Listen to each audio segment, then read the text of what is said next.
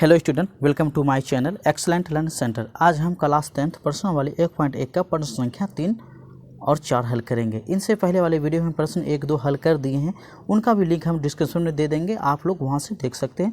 बिल्कुल सरल विधि से हम समझाएं हैं और आप लोग उसे देखने के बाद आसानी से समझ में आप लोग को आ जाएंगे कि दोबारा देखने का जरूरत ना हो। तो आइए हम प्रश्न 3 हल करते हैं बिल्कुल उसी नए अंदाज में। तो प्रश्न 3 में दिया गया है बाबू, किसी परेड में 616 सदस्यों वाली एक सेना आर्मी की, ठीक है ना, टुकड़ी को 32 सदस्यों वाले एक आर्मी बैंड के पीछे मार्च करना है। ठीक है, दोनों समूहों को समान संख्या वाले स्तंभों में मार्च करना है। उन स्तंभों की अधिकतम संख्या क्या है जिसमें वे मार्च कर सकते हैं। इसमें हमें अधिकतम संख्या क्या है वो निकालना है जिसमें कि वे मार्च कर सकते हैं, यानी कि हम इसका एचसीएफ निकाल के, बिल्कुल सरल विधि है बाबू, शॉर्टकट। तो आइए हम इसे हल करते हैं। सबसे पहले देखिए, हमें संख्या क्या दे रखा है बाबू, एक तो दे रखा है 616 और दूसरा क्या संख्या दे रखा है 32 सदस्य, ये दे रखा है ना, यानी कि 616 सदस्य दे रखा है, एक 32 सदस्य, इसको लिख लेते हैं 32। इसको हम बाबू ए मान लेते हैं, बड़ी वाली संख्या को माना ए बराबर 616 और अब बी बराबर छोटी वाली संख्या को बी मानना है हमें 32, ये मानना है। यूक्लिड विभाजन एल्गोरिथम से ये फॉर्मूला लगाना है।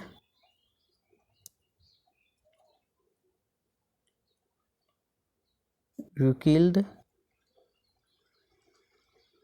विभाजन एल्गोरिथम से आप किसी भी विधि से इसे निकाल सकते हैं, इसमें वो नहीं कह रहा है, ठीक है ना, आपको जो सरल लगे। तो हमें सरल यूक्लिड विभाजन एल्गोरिथम से ही प्रयोग करके बनाते आए हैं, तो इसी फार्मूले से इसे भी हम बना लेते हैं, ठीक है ना। तो फार्मूला क्या होता है बाबू, ए, ये ए है, ठीक है ना, ए बराबर बी क्यू प्लस आर, ठीक है ना। तो हमें ए दे रखा है बाबू कितना 616, तो हमने ए के जगह पे 616 बैठा दिए। बी भी दे रखा है कितना 32, तो हमने 32 बैठा दिया बाबू। ये गुना में क्यू रह गया प्लस में आर, ये हमें निकालना है। हमने ये 32 से भाग दे देते हैं बाबू 616 में, तो 32 एका 32, ये खा जाएंगे, इसे घटाना है। 6 से हासिल ले 1, 11, 11 में 2 गया 9, यहाँ बच गया बाबू 5, ठीक है ना, 5 में 3 गया 2, यहाँ से उतर जाएगा ये वाला 6। फिर 32 को 9 बार में खिलाना है, 32 में देखो 9 2 18 हासिल रहा 1, फिर 9 3 27 1 28, ये खाएगा।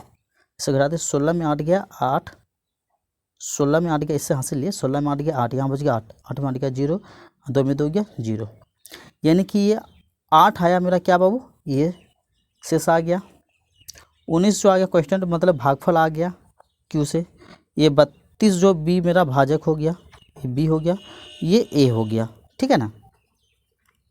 तो हमने यहाँ बैठाना है 616 बराबर ये 32 गुना क्यू कितना मेरा निकल के आया 19, तो हमने इसके जगह पे 19 बैठाना प्लस आर शेष कितना है मेरा 8 है, ठीक है ना, ये 8 बैठाना, 8 यहाँ पे बैठा दे। फिर इसी 8 से आपको इस 32 में भाग देना है बाबू, 8 चौके 32, यानी कि शेष मेरा 0 आना चाहिए। इसका जो भागफल यानी कि इनका एचसीएफ जो निकला, जो 0 के ऊपर वाला ये 8 मेरा क्या निकल के आ गया एचसीएफ।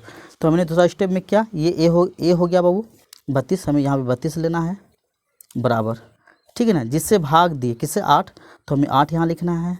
इनका भागफल कितना आया बाबू 4, तो 4 को यहाँ लिखना है, जोड़ शेष क्या आ गया 0, यानी कि इनका एचसीएफ, अब आपका एचसीएफ निकल के रेडी हो गया। अतः एचसीएफ बराबर 1 2 तीसरा स्टेप ला, ये 8, अधिकतम संख्या जो होगा 8 होगा बाबू, ठीक है ना, ये मेरा निकल के रेडी हो गया। यानी कि कभी भी आप भाग दीजिएगा एचसीएफ में, यानी कि महत्तम में, तो जब आपका शेष 0 बचे, तो 0 के ऊपर वाला ही आपका वो निकलता है एचसीएफ, ये आपको याद रखना होगा। तो प्रश्न 3 बिल्कुल ईजी था बाबू, आप किसी भी तरीके से इसे बना सकते हैं। अब हम प्रश्न 4 की ओर चलते हैं।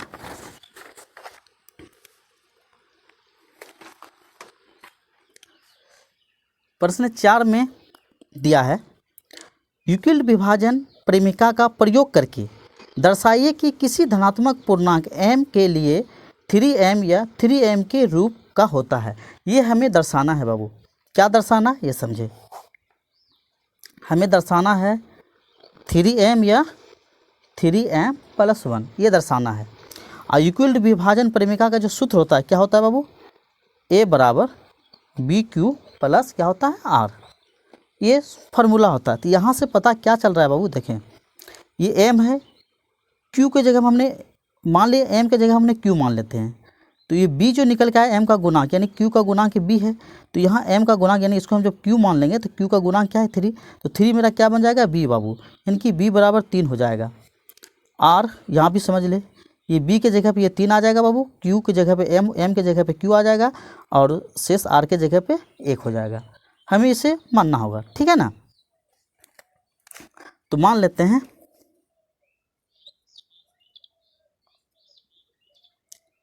माना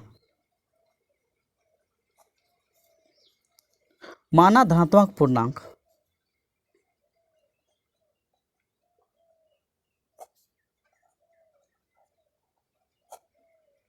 बराबर क्या, हमने a मान लिया बाबू। और भाजक यानी कि b बराबर हमने क्या मान लिए, 3 मान लिए। तब शेष क्या होगा बाबू, यानी कि तब r बराबर जो मेरा निकल के आएगा, r बराबर क्या निकल के आएगा, जिससे भाग देते हैं उससे शेष हमेशा कम ही होता है। तो r बराबर मेरा 0 निकल के आ सकता है, 1 आके निकल सकता है और 2 भी निकल सकता है। यानी कि जिससे b से, यानी कि भाजक जिससे भाग करते हैं 3 से अगर भाग देंगे तो मेरा शेष 3 से कम होना चाहिए, यानी कि 0 1 2 तक रहना चाहिए, ठीक है। ये आपको याद रखना होगा। सूत्र लगा लेते हैं यूक्लिड विभाजन प्रेमिका का।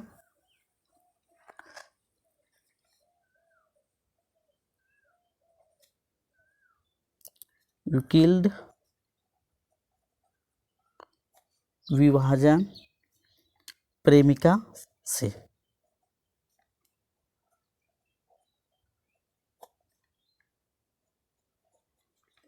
सूत्र क्या होता है बाबू, यानी कि फार्मूला A = BQ + R, ये मेरा फार्मूला होता है बाबू। यहाँ पे समझे, जब R बराबर हम इस फार्मूला में क्या रख लेते हैं, 0 मान रख लेते हैं। जब R = 0 रखेंगे तब मेरा जो सवाल बनेगा बाबू क्या बनेगा, इस सूत्र समझो। तब सवाल क्या बनेगा, यानी कि A बराबर जो है मेरा B को यहाँ देखिए B है ना, B के जगह हम क्या माने, हम 3B को, तो हम यहाँ लिख सकते हैं 3Q + क्या हो जाएगा बाबू, 3Q + R को हमने R को क्या माने 0, तो यहाँ पे 0 बैठाना होगा। तो A बराबर क्या होगा, 3Q में 0 जोड़ेंगे तो मेरा ये 3Q ही होगा। अब इसे हम क्या करेंगे, दोनों तरफ वर्ग कर लेते हैं, ठीक है ना। तो यहाँ लिख देते हैं बाबू, दोनों तरफ वर्ग करने पर, अब दोनों तरफ A को वर्ग करेंगे बाबू तो क्या हो जाएगा, A² हो जाएगा, होगा ना। और 3Q का भी वर्ग कर लेते हैं, A का स्क्वायर, 3Q का करेंगे 3 का वर्ग करेंगे 3 × 9, Q का करेंगे तो Q² हो जाएगा।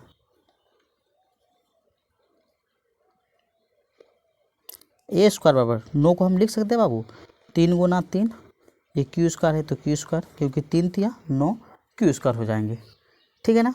अब यहाँ समझ लिए 3Q² को हम m मान लेते हैं, क्योंकि प्रश्न में भी कह रहा है बाबू कि धनात्मक पूर्णांक m के लिए, ठीक है ना। तो हम इसको पूर्णांक के रूप में m मान लेते हैं, ठीक है ना। यहाँ लिख देते हैं माना 3Q², ठीक है ना, बराबर m रखने पर, तो ये A² है बाबू, तो A² बराबर ये 3 है तो 3 हो जाएगा। और 3Q² बराबर क्या मान लिया m, तो यहाँ m मान लिए, m लिख दी। ये मेरा क्या बनेगा बाबू, समीकरण 1 हो गया।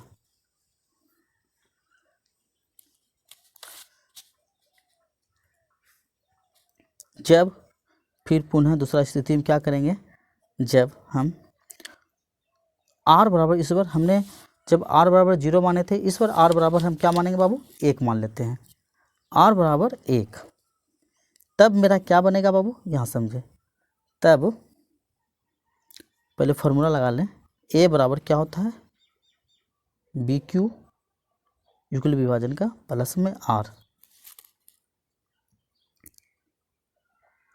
ए बराबर, ठीक है ना, बी यू ए बी मेरा दे मान रखे बाबू, बी मेरा 3 दे रखा है, ठीक है ना।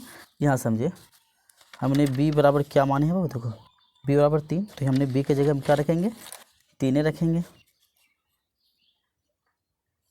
यहाँ पर हो जाएगा 3, ठीक है ना। ये क्यू है तो क्यू बाबू प्लस आर के जगह में क्या 1, ठीक है ना। अब इसे हम क्या लेंगे, दोनों तरफ हम इसे वर्क कर लेते हैं, ठीक है ना। तो ए का भी वर्क कर लिया बाबू बराबर, इसको भी कर लेते हैं 3q + 1, इसका भी वर्ग हम लिख देते हैं बाबू कि दोनों तरफ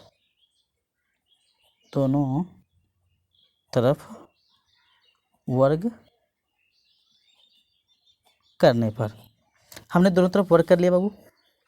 अब ए का वर्क करेंगे तो ए स्क्वायर ही होगा बराबर, इसका कर लेते हैं तो ये a + b का सूत्र में जुड़ जाएंगे, तो 3q का स्क्वायर हो जाएगा बाबू प्लस क्या हो जाएगा 2ab, 2 गुना a में क्या है, ये 3q है प्लस ab यहाँ गुना होगा, ठीक है ना, 2ab, b में क्या है 1 प्लस b का स्क्वायर, b में नहीं 1 का स्क्वायर, ठीक है ना। हमने a + b के इसको a मान लिया बाबू, इसको भी a + b के फार्मूला को यानी कि a + b का होल स्क्वायर के फार्मूला को के रूप में हमने इसको तोड़ लिया बाबू, ठीक है। अब ये a स्क्वायर है तो बाबू हमने a स्क्वायर लिख दिया बराबर, ये 3q 3 का वर्क करेंगे, 3 तिया क्या होगा बाबू 9 होगा, ये 9 हो जाएगा, ये q स्क्वायर प्लस 2 तिया 6, 6 गुना q यानी कि यहाँ पे 6q हो जाएगा प्लस 1 का वर्क करेंगे तो मेरा 1 होगा। a स्क्वायर बराबर, यहाँ देखिए 9 है यहाँ 6 है यानी कि 3 का 3 पहाड़ा में ये दोनों आ रहा है ना, तो हमने क्या करेंगे 3 कॉमन ले लेते हैं, 3 जब कॉमन लेंगे तो यहाँ 3 से गुना 3 तिया 9 हो जाएगा बाबू q स्क्वायर प्लस 3 का 3 को पढ़ते हैं 6 कितना बार में आएगा 2 बार में, ये q है तो q प्लस में 1 है तो 1। अब देखिए यहाँ पे मान लेते हैं बाबू, फिर से क्या मान लेते हैं, माना समझे, माना ये 3q स्क्वायर प्लस 2q बराबर m रखने पर हमने मान लिया क्या है a स्क्वायर, तो हमने a स्क्वायर बराबर समझे बाबू, ये 3 है तो 3, हमने 3q स्क्वायर प्लस 2q को क्या मान लिया m, तो यहाँ हमने m लिख दिए, प्लस में 1 है बाबू तो 1, इसको हम समीकरण 2 मान लेते हैं, ठीक है ना।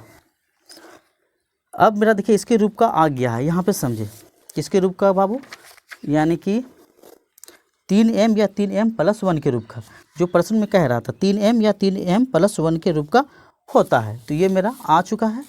तो यहाँ पे 3m आ गया समीकरण 1 में बाबू, और समीकरण 2 में जो आया मेरा 3m + 1 आया, तो हम क्या लिखेंगे समीकरण 1 तथा समीकरण 2 से स्पष्ट होता है, 2 से स्पष्ट होता है कि किसी भी धनात्मक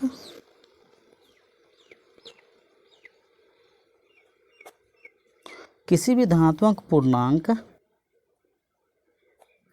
का वर्ग क्या होगा 3m या 3m + 1 के रूप का होता